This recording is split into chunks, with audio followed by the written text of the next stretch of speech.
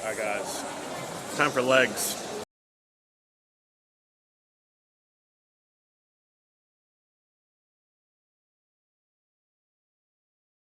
So obviously the squat rack's empty because squatting is outdated. But we're gonna squat first. If Megan can get here in time, I'm gonna go for like some really heavy weight because I like having someone behind me. But also too, I suck at squatting without a mirror, which is weird. I don't know, like powerlifters, dude, they just face out into the floor, all this weight on their back. They're just, like me, the mirror is like such a reference point. So this squat rack has no mirror in front of it. And if there is the mirror straight, there's always people walking by it. It really disorients me. Maybe I'm a loser, whatever. But if she can get behind me, it kind of keeps me like locked in this way as opposed to actually getting like picked up. It just almost like, it feels like I'm on like a Smith machine tracking beautifully up and down. I don't want to tip forward on my toes or tip back on my heels because I don't have that mirror as a reference. I don't know, I'm just very dependent on the mirror when I squat. It is what it is. So do that and we'll see what the rest of the workout takes. I got about an hour, over an hour and a half to fucking blast my shit. And I'm gonna wake up, be really sore for like 5 or 6 days, do it again next week. This is a 15 kg bar. I gotta go find the 20. This is 15, I can tell by holding it. And you can tell that people or somebody put a lot of weight on this and the bar just got bent. So I gotta go find the 20 bar. And I'm gonna text Megan and say, please baby, please come to the gym. Please, I need a spot, please. All right, so for you guys that are like me, watch me squat even without shoes on. Let's just say I'm barefoot. Watch right here on me, okay? Here's a regular, like, just my anatomy, what I was born with. Watch my squat as I come down, ready? Watch my low back. Everything's cool. For me to go past here, what has to happen to my low back? I have to do this. This is called posterior pelvic tilt. In bro science terms, you can call it butt wink. It's on your butt. Watch my squat, watch my back. I go, see that at the bottom, how it tucks? I do not want my joints maxed out, weight on my back, where my vertebrae, my spine, the little discs in my spine are going from neutral here. I don't want them to go like this and have those vertebrae open up with all this weight on my back. The easiest way to get your squat to be fucking flawlessly beautiful is to just add the most minimal required heel elevation. When you elevate your heels, here, come over here. This happens. Ready? Watch my low back. So you can stay taller. Like I don't get as much. Whereas here, it's. So what I want to do is just add the most minimal amount of heel elevation. However, when you go heavy heel elevation where you're like really on your toes, because your knees are going to travel so far over your toes, again, more knee over toes, more quad. More torso vertical looking squat is less glutes, more quad. But there's a limit to make that ratio. If you go too much knee over toe, you'll get patellar tendonitis, which is right in the front of your knee. When the doctor, when you were a kid, hits your knee and your knee goes like that and you do that reflex thing, that's your patellar tendon. They're checking the reflex of your patellar tendon. If you go too much knee over toe on anything in the gym, you'll start to get that aching kind of pain in the front of your knee. And it wasn't a one-time injury. It happened to you over multiple workouts where you just got too much knee joint. Too much weight is on that knee joint. If you're squatting 500 pounds, too much of that 500 pounds is being assigned to your knees and not enough is being assigned to your hips. But you don't want to grow your ass, you want to grow your quads. So you have to work with your anatomy a little bit. Squatting might not be something that you can do like long term in a way that you're weekly squatting, you know? Squatting might be something twice a month for you or something that you work on. Honestly, you just don't even go over 315. But if you can do 315 for beautifully executed reps, tall torso, none of this bullshit when you come down. You ever see this, guys, when you go down and you do a good morning where you go, you don't want to do that. You want every rep to be like how I squat in my last video that you guys saw. Every rep is here, just like that. And over time, you'll build the skill. Dude, it's like, literally it's like doing anything. You just build the skill over time. Don't blame the exercise for your lack of know-how. Look at your anatomy. When you go down, do you have long femurs? You probably need to elevate your heels. If you have really tight ankles, really tight hips, you might need to elevate your heels. You might need to ditch the barbell and do Smith machine and almost stand in front of the center of mass of the bar and just use what you can with your anatomy, what you were born with. You can't control it, but you can almost like beat the mobility into your ankles. If you practice the squat with that heel elevation, you might need like a 10-pound plate, and then over a few months, you might go down to like a 5-pound plate, and that might be where you stop. But to start squatting properly the real way, because you're half halfway down bullshit squats are not real. You need to bury it, max the joints out, max the muscles range of motion, and stand up without leaning all the way forward, having your knees cave in, none of that shit. We're professionals. Be a professional. Learn the movement. And that might involve altering it in some way to fit your anatomy and what's best for you. Legs that can squat 500 pounds for 20 reps are big legs. You can't squat 500 for 20 reps. That's why you don't have big legs. And that's what I think in the gym. I get to get my squat 5 plates for 20, buried, ass to grass. And when you guys see me squat, it's like, I don't always lock out at the top. I try to just kind of keep it going, because for me, it's like I'm doing bench press. Imagine locking out your joints on every single rep of any exercise. Like, what other exercise? Imagine you unrack the bench and then imagine racking it, taking it off, pressing it, racking it, taking it off, pressing it, racking it. It doesn't make sense. When I'm standing at the top of a squat, I could stand there for forever because my joints are stacked. There's really no tension on any muscle. But if I go to 90% standing up, I have to keep my legs and everything contracted, my midsection contracted.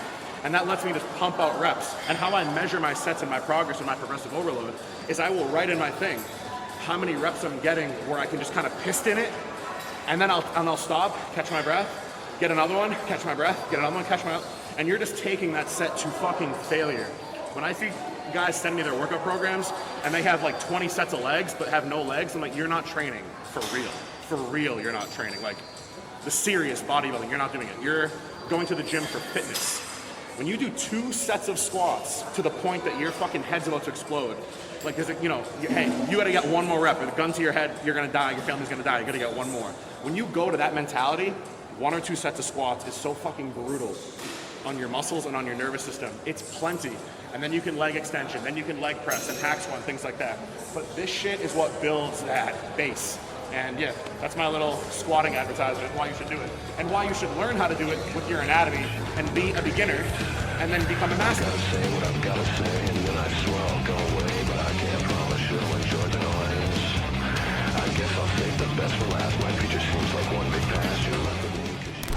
The diet hack right here. The Gatorade Zeros, technically 10 calories, whatever. Oh no, these are actually zero. These are actually a true 0 calorie. And then I go through like a pack of gum a day. But I will say, guys, I'm gonna say this. The Retta, if you can't get fucking shredded with Retta, all the tides, all the blah, blah, blah tides, you're just, I mean, bro, how much easier do you want it? The shit makes you not hungry for anything. Whether it's the Retta, SEMA, tirzepatide, I don't care, man. This is available to you to use. Don't think you're taking the easy way out. But it really works when you have a diet, a true diet. And it really works when you have cardio. And it really works when you check every box possible. You're at 100%. You're getting an A+ on your food, your training, your sleep, recovery, health markers, everything. And then when you add in something, you go from 100% to like 110%. As opposed to what people do with anabolics and PEDs, is they give it like 80% and they try to use the anabolics to bring them to 100. Bro, you gotta get to 100 as a lifter, as a bodybuilder, committed, disciplined. And then once you're there, maxing out every bar possible, then you add and you go into super physiological territory. What I see a lot of times are fake unnatty physiques. You know what a fake natty is? A fake natty is someone who's, I'm natural, and they're lying, they're a fake. A fake unnatty is someone who's on the gear, but looks fucking natural. There's no way you're unnatty. There's no way you're enhanced. You're lying, bro. You're 180 pounds. And you want to talk to me about you're running this in my DMs? Dude, you are not taking your non-PED shit seriously. And you're using PEDs to bring your deficit of lack of discipline up to your ceiling max. Max it out across the board, then go above your max with the testosterone, the GH, the Retta, blah, blah, blah. So my little spiel here about Retta, absolutely you should try it. Absolutely you should start at 1 milligram for a couple weeks, slowly titrate up, watch your digestion because it slows your digestion down, and take advantage of all the hunger elimination, like you don't even think about food on Retta. You don't even care about it. Normally, no Retta right now, bro, I would be fucking starving. I'm like in single digit body fat right now and I don't feel hungry ever, which is like insane. So if you guys are thinking about Retta, I get a lot of Retta DMs. A lot of Retta, a lot of GH, and a lot of EQ DMs. So as far as the Retta goes, I mean, these are gonna be in my diet no matter what, because I need the whatever. But definitely do. Go on Straight Labs website. If you don't wanna go on Straight, you can message me. I'll order whatever you need. I'll send it out. I'll show you how to do it. It's not that hard. And bro, just get fucking shredded, man. There's no reason to walk around not shredded. With Retta and testosterone easily available, you know, to the public. The shit's cheaper than protein powder. My fucking hair supplements that keep my hair nice and whatever, my skin nice and whatever, should cost more than testosterone does.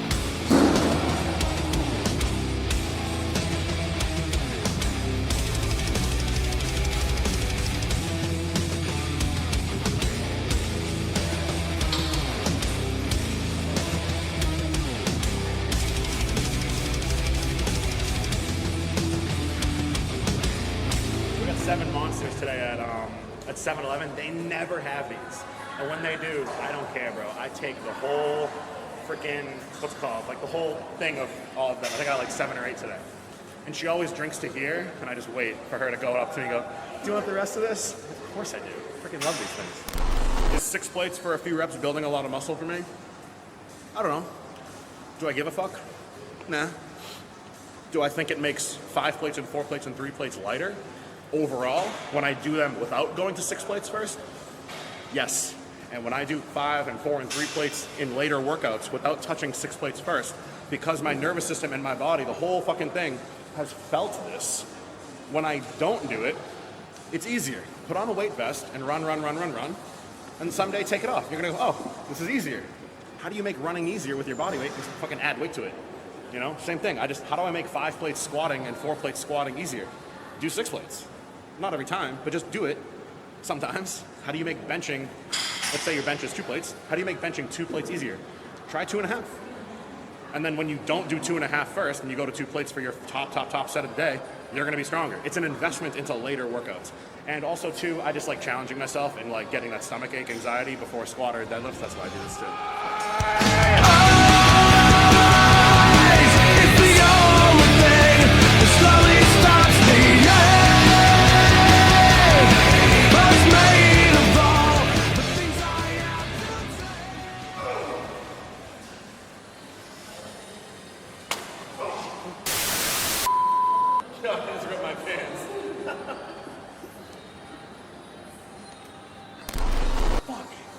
I thought your leg is really cracked. No, dude, I felt my pants ripped. It just made me feel weird. Fuck. I was gonna get that next rep too. That's the second time that's happened. Going for a deadlift, the plate came off. Going for a squat, my fucking pants ripped. But Megan goes, just do it again. It'll feel lighter. Oh yeah, just do it again. It'll feel lighter, she says. That's what he would say to me. Dude, it's gonna feel lighter. Yeah, dude, it's gonna be so light. All right, let's go. All right, I'm just gonna try to get a couple more reps and make this one set left.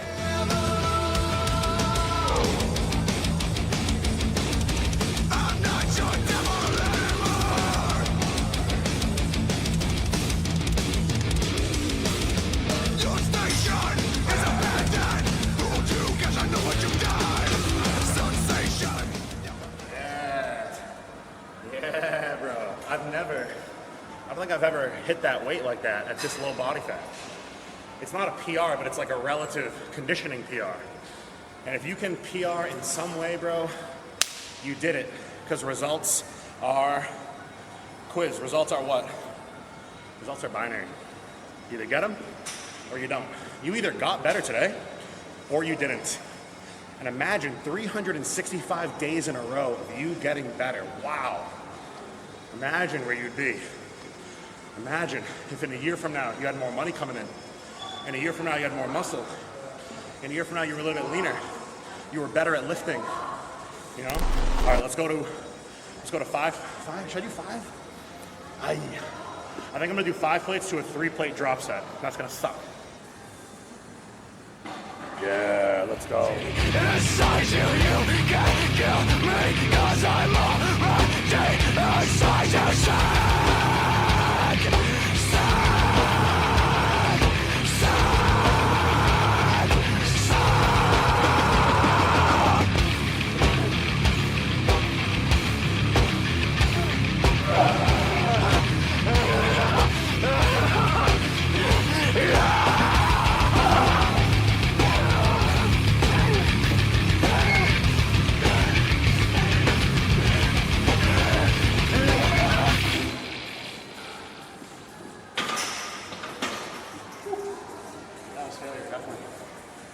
went down again, I would not have come back.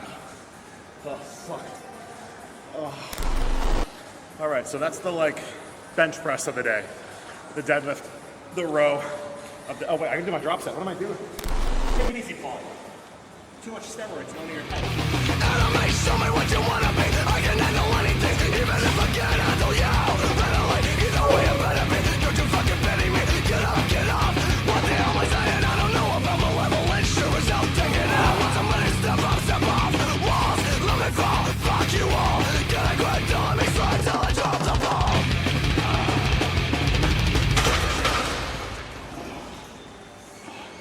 Bro,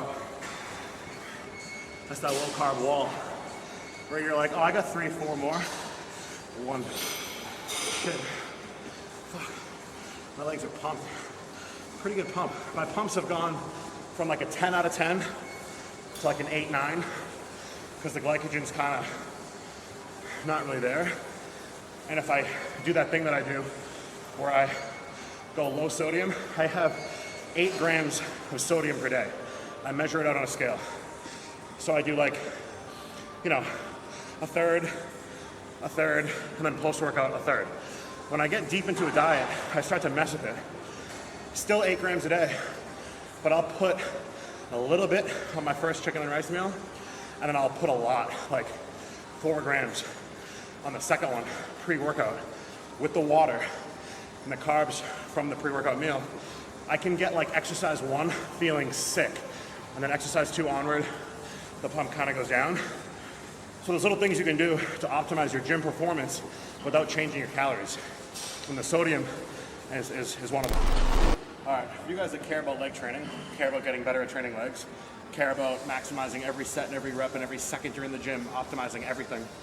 Leg presses are kind of a one-size-fits-all. You can obviously take the seat and adjust it back if your gym has a leg press with an adjustable seat. Finding that angle is very important. Watch my ass when I come down. Okay, my low back is on the seat. When I want to maximize my quad range of motion, for me to get deeper quads, what has to happen to my low back? See how this is rounding? And then you get kind of a big low back pump. Anthony Mantello just strained his back doing leg press. He made an Instagram video about it a couple weeks ago. He goes, I got hurt on the leg press, and I know he got hurt at the bottom of the rep where your ass tucks to get full range of motion for your quads. Because everyone's anatomy is different, but the machine is the machine. So what I recommend for you guys to do is pick one or the other. If you can't bury your knees to your fucking chest and you don't have a big ass tuck that might pair with your squats, like me, I have posterior pelvic tilt. I have posterior pelvic tilt on a leg press. So I gotta do one of 2 things. One, I go even lower, which is gonna be harder to get my knees involved, but I lift up my heels and I do like a toe press. So now my back is flat on the chair, I'm maximizing my quad, but I have to come up on my toes, so I lose my heel, you know? That's one option to do. The other option is to come out here and go outside your hip joint. Just go outside the pelvis. Just come out here. So there's kind of 2 ways you can go about it.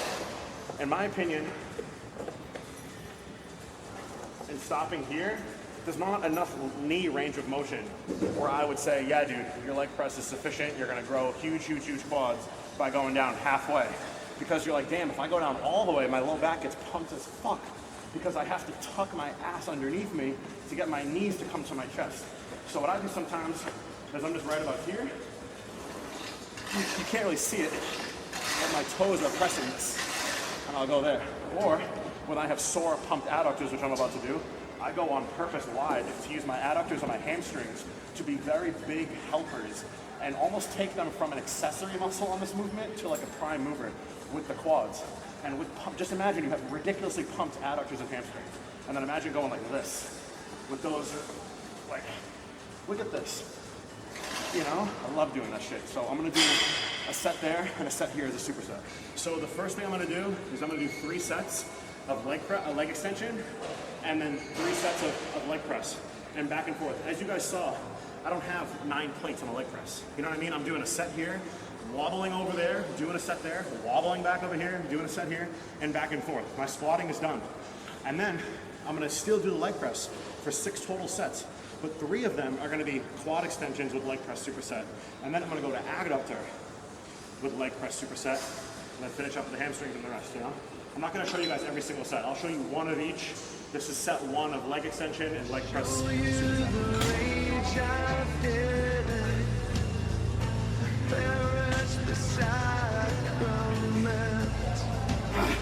Swallow, but nothing's forgiven. You and I can't decide which of us was taken for granted. Make amends. Some of us are destined to be out. Step inside. See the devil alive. Too many times we've let it come to this. Step inside. See the devil alive.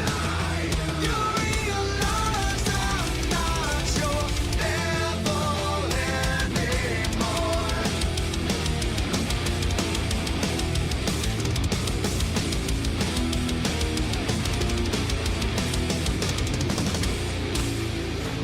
Under the words of men, something is tempting the Father.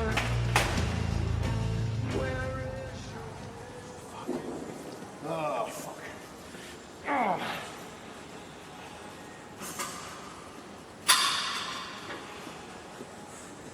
Yo, I'll do 2 more of those. The next thing you guys see is the adductors. I'll fast forward this part. So I'm gonna do 3 sets of adductors now. And with the adductors, it's like a bicep curl. It's like a tricep extension. It's one joint. Even though it's legs, it's one joint at the hip. So what I do is, I do my reps, and you guys see me in every video probably at this point. If you watch my videos, you know I take a set with good form, and I loosen the form on purpose to continue milking the muscle to the point that it can't do anything else. So you'll see my reps get smaller, then I do partials, and then I assist my reps with my hands. So I press my hands into my legs. It's a single joint exercise sitting down on a machine. I'm not gonna get hurt, I'm not worried about fatigue. I wanna take the muscle and fucking punish it. With the sore adductors, I'm gonna come here. My feet are not gonna be, they're gonna be like this. Almost like toes to the wall.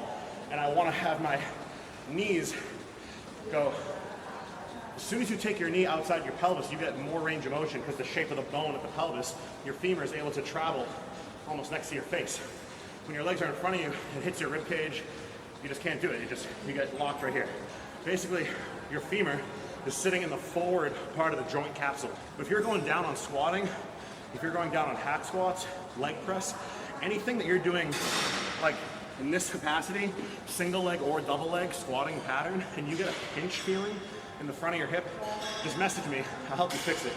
You just have a very forward femur, and the top of that femur, that ball, is sitting in the forward part of the socket. That's like layman's terms, is your forward. So when you go to squat, you get that impingement in the front of your hip. It's an easy fix, just message me. So I'm gonna show you guys, I'll show you guys the first set of adductors. When I'm doing this, I've had a lot of trouble getting the muscle, my adductor to fire, and I was getting a ton of hip flexing. And it was very discouraging, and I kind of just like gave up on the exercise. What I did is I actually try to sit taller. So I'm almost pushing into the machine, and it's pushing my body weight up. And if you've ever seen adductor machines in Asia or Europe, a lot of the times, they're almost back, and your feet are like this. And you're bringing your legs together in this fashion, as opposed to in this fashion. And for me, when I'm in a very 90 degree, it just hits my hip flexors. The more straight I can make my body and bring my legs out like that, the better my hip flexors are. So I try to envision that when I'm doing this and make my muscles kind of initiate the movement there, as opposed to initiating it here.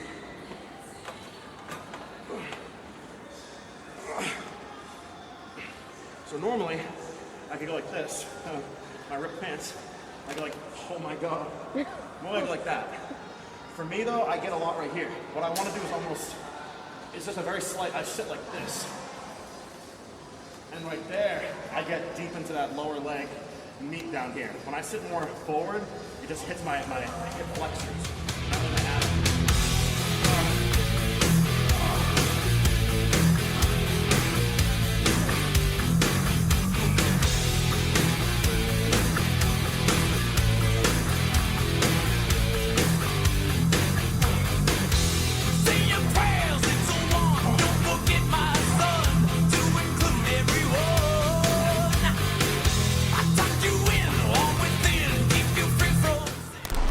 do is I have this equipment at this gym. It's really good. It's this Cybex kind of hip machine. So check this out. So I basically use this as an adductor machine, one leg at a time. Whichever leg of yours, if you look in the mirror, you have like a thinner leg, like my right leg is a little bit thinner. Width-wise, looking in the mirror to my left, I start with the weaker leg, I set the reps with that leg, and I just match them with the stronger leg. Because I still want to train the stronger leg, but I want to make this leg be this pace setter of the PR.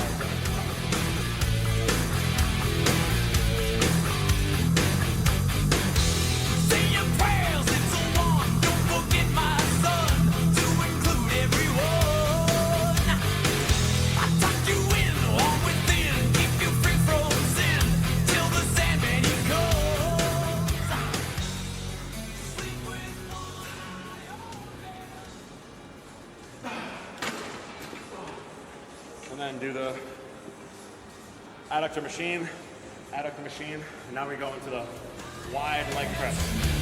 Take my hand, off to never land.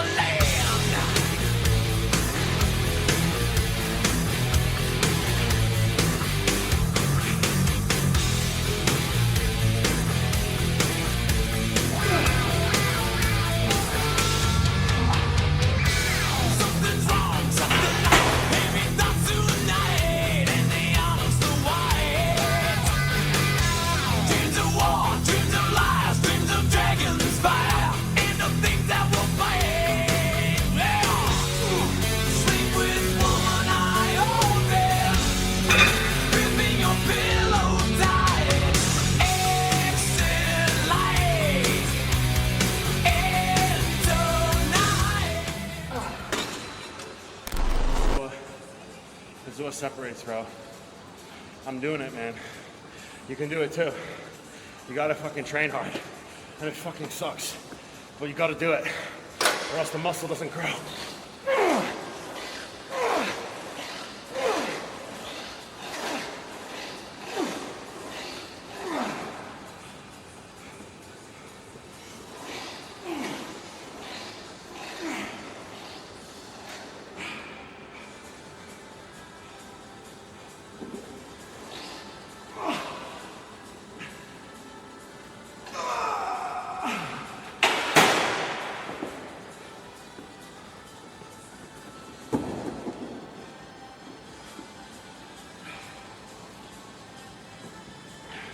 I shouldn't be on these low calories with less body fat than you and training harder than you. You're fatter than me and you have more food in you than me. What the fuck are you doing? Don't be in my DMs talking about gear. I want you to ask me a training question. Hey bro, every time I do bench, I get sore here and not here. Hey bro, every time I do biceps, I get sore at the brachialis, not in the muscle belly. Hey dude, when I do my leg shit, I can never get my hamstrings to be sore. Those are the questions I want. Hey bro, how come when I decrease my food and my body weight doesn't go down? Those are the questions I want. Not, hey bro, I don't really try that hard. What should I take? It's a fucking stupid ass question. So if you say to me, Paul, how many sets are you doing for quads? It's like, well, I'm getting quads on this leg press. I'm doing 6 sets of leg press on top of 2 sets of squats. But that leg press also serves the adductor purpose because I'm training the adductor into the leg press with 2 extra movements, you know? Today's a day that I do like quick hamstrings, and I went down to 4 workouts a week instead of 5. I need the recovery when I'm deep into a diet like this, a single-digit body fat. That 3rd rest day, 4 days in the gym, the 3rd rest day is kind of awesome, and I can just run to the closer gym to my house, and I can touch calves and cardio, and not have to add calves to this already 2-hour-long, you know, workout. Off to never land.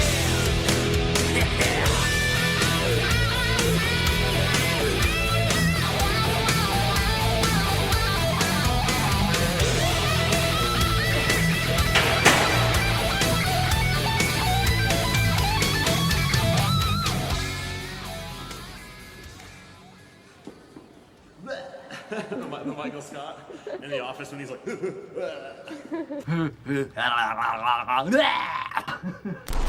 last portion of the workout is gonna be some hamstrings. Fuck, I can't talk. So I wanna do seated curl and I wanna do back extensions. When I do back extensions, it looks kind of weird it's like, it looks like I don't know how to work out, or I don't know really what I'm doing. It's kind of a weird posture because I'm not trying to hit my glutes. I'm not doing girl back extensions. I'm doing men's hamstring back extensions. So Watch your tongue or have it cut from your head.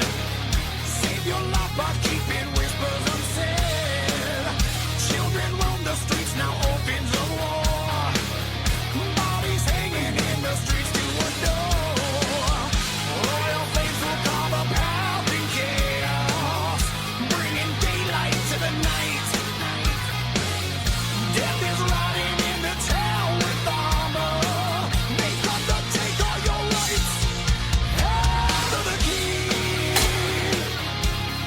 Hail to the world. Kneel to the crown. Stand in the sun.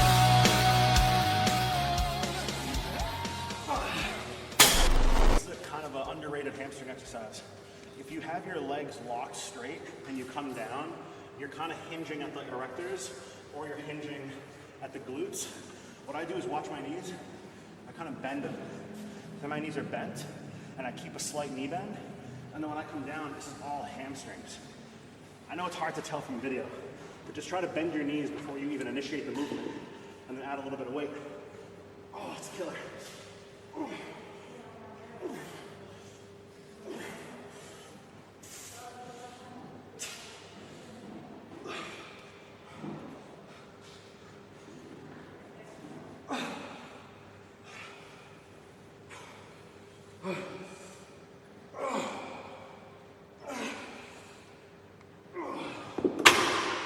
It's like an RDL substitute. Oh, fuck. Holy shit. The RDL and the hamstring curl, there's 4 hamstring muscles: semimembranosus, semitendinosus, and your bicep femoris, short head and long head. Bicep femoris. The bicep femoris is Latin of the femur. It's the bicep of your femur, this bone. But then you have that membranosus and tendinosus. Only 2 hamstring muscles act from the curling, the bicep. The other 2 act from that stretch. So if you're doing hamstrings and only curling, you're kind of like hitting half the hamstring meat. And I love curls supersetted with a stretch, RDL or this. So pumped you can't even like flex it. Oh.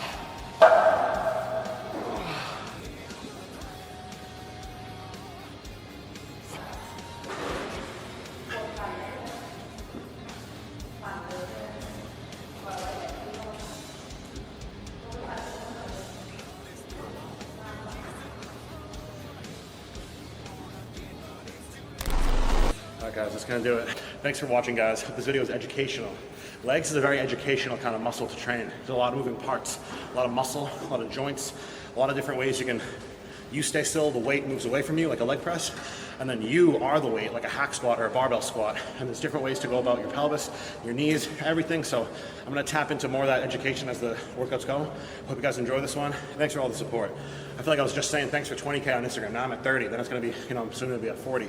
And my YouTube channel's growing, Snap's growing. I'm building a community and it's like literally you guys. So thank you so much. Catch you on chest.